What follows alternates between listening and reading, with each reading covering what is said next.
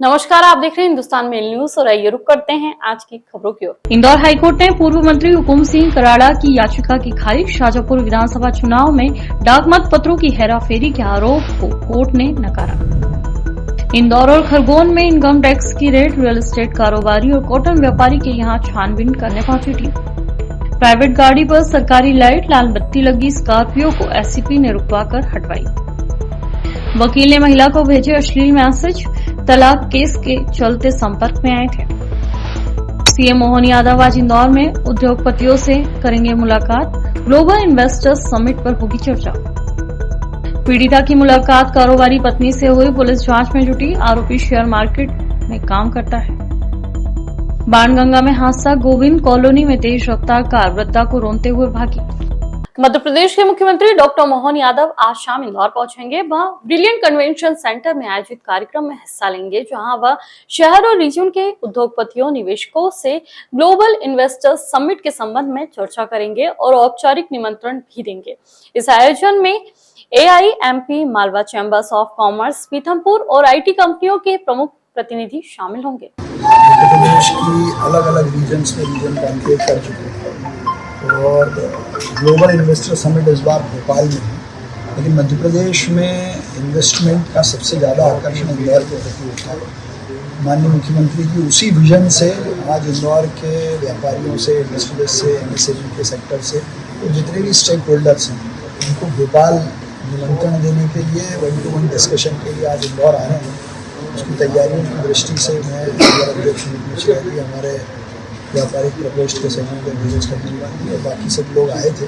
तो इंदौर के सभी व्यापारी, सभी सेक्टर के, विशेषकर IT, फार्मा और तो इंदौर नमकीन का भी हब है, तो उस दृष्टि से सभी लोग उत्साहित हैं।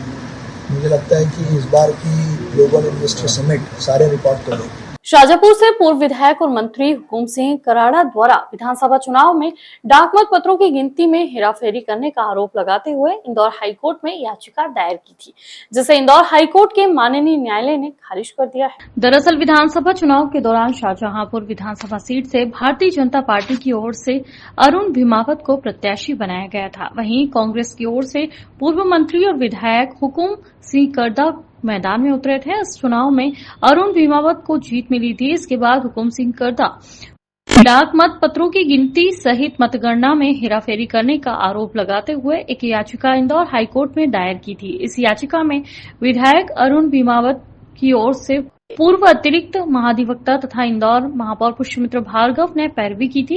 इस मामले में सोमवार को इंदौर की हाईकोर्ट बेंच ने अपना फैसला सुनाते हुए हुकुम सिंह कराड़ा की याचिका निरस्त कर दी है। उस चुनाव याचिका को अरुण भीमावत जी, जो भारतीय जनता पार्टी के विजय प्रत्याशी हैं, उन्होंने प्रथम दृष्टया आधारहीन बताते हुए निरस्त करने का जो आवेदन लगाया था, उस पर करीब 2 घंटे सुनवाई हुई और आज उच्च न्यायालय मध्य प्रदेश के माननीय न्यायमूर्ति श्री प्रणय वर्मा जी ने उसमें अपना फैसला सुनाते हुए इस चुनाव याचिका को आधारहीन, तथ्यहीन और गलत तथ्यों पर यह हुआ मानते हुए निरस्त कर दिया है। तो इस प्रकार से जनता की अदालत से, जनता के वोट से जीतने के बाद हमारे शाजापुर के बहुत लोकप्रिय विधायक अरुण भीमावत जी कोर्ट की और कोर्ट से भी जीत गए हैं।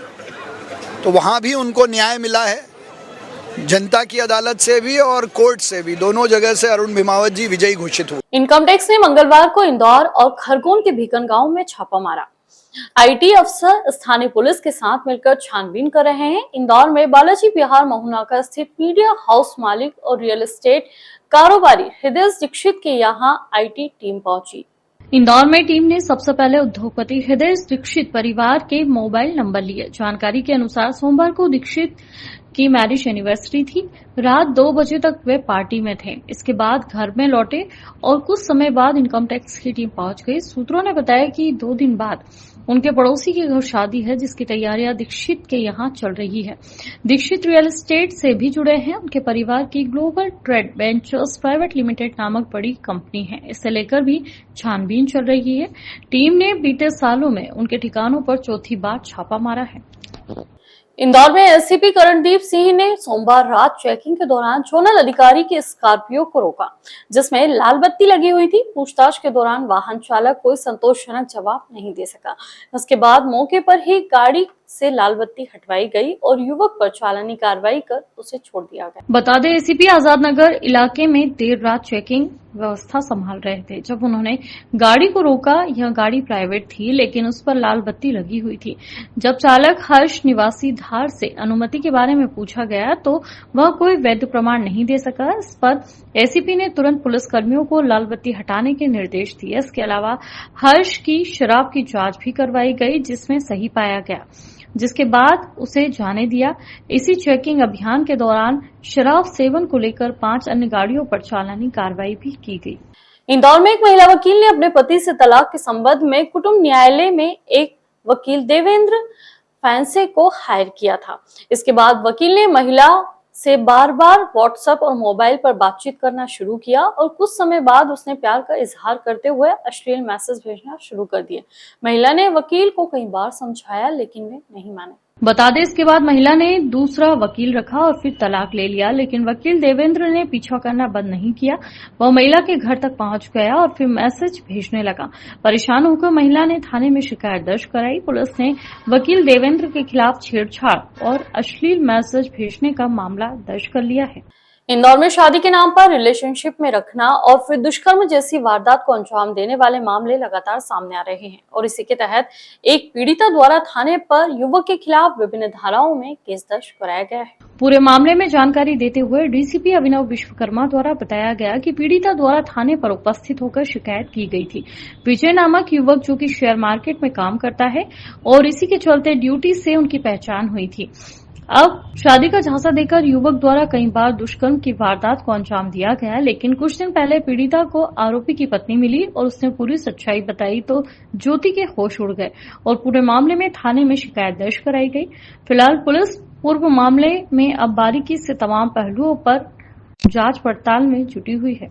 खरियाना थाना क्षेत्र में एक दुष्कर्म का मामला पंजीबद्ध किया गया, जिसमें एक युवती के द्वारा बताया गया कि एक युवक जिसके साथ वो पहले संपर्क में थी, उसके द्वारा उसे शादी का झांसा दे करके उसके साथ में दुष्कर्म किया गया, जिसके पश्चात मुकदमा इसमें विभिन्न धाराओं में पंजीबद्ध किया गया है। आगे वैधानिक कार्रवाई की जा रही है। बाणगंगा इलाके की गोविंद कॉलोनी मेन रोड पर सोमवार दोपहर करीब 2 बजे एक हादसे में वृद्धा की मौत हो गई। वृद्धा लकड़ियां तोड़ रही थी कि तभी एक कार जिस पर वाणेश्वरी लिखा था और शीशे पर काली फिल्म लगी थी, तेज रफ्तार में वृद्धा को रोनते हुए निकल गई। कार ने वृद्धा को कुछ दूर घसीटा भी था। जब लोगों ने उन्हें घायल हालत में देखा तो अस्पताल लेकर गए, जहां उन्हें मृत घोषित कर दिया। दरअसल इस बीच यही माना जाता रहा कि वृद्धा खुद गिरी होगी, लेकिन आधा घंटा बाद कैमरे खंगाले तो हादसे का पता चला। लोगों का कहना है कि कार को उसका मालिक चला रहा था। कार मालिक ने पुलिस को बयान दिया कि ड्राइवर चला रहा था और कार जब्त कर ली गई। अब पूरे मामले की जांच की जा रही है। पुलिस के अनुसार मृतका का नाम इसी इलाके में रहने वाली कौशल्या बाई है।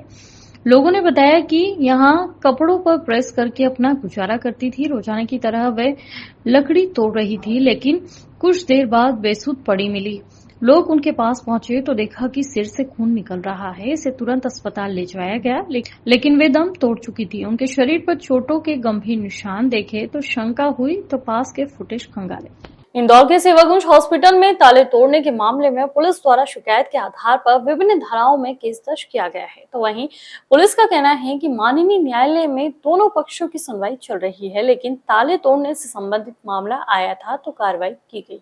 दरअसल कनाड़िया थाना क्षेत्र में सेवाकुंज हॉस्पिटल के मैनेजमेंट ग्रुप को लेकर माननीय न्यायालय में मामला चल रहा है, लेकिन इसी दौरान ताले टूटने से संबंधित मामला सामने आया है। एक पक्ष द्वारा दूसरे पक्ष की शिकायत की गई। तमाम जांच पड़ताल करने के बाद पुलिस द्वारा ताले तोड़ने सहित विभिन्न धाराओं में केस दर्ज किया गया है और जांच पड़ताल की जा रही है। इस समय उसमें 2 पक्षों के बीच में कोर्ट में मामला लंबित है, जिस दौरान में किसी एक पक्ष के द्वारा कुछ लोगों के द्वारा वहां पर कुछ ताले लगे हुए थे जिनको तोड़ा गया है, जिसके पश्चात में ताला तोड़ने में ट्रेसपासिंग के मामलों में मुकदमा पंजीबद्ध किया गया है और आगे वैधानिक कार्रवाई की जा रही है।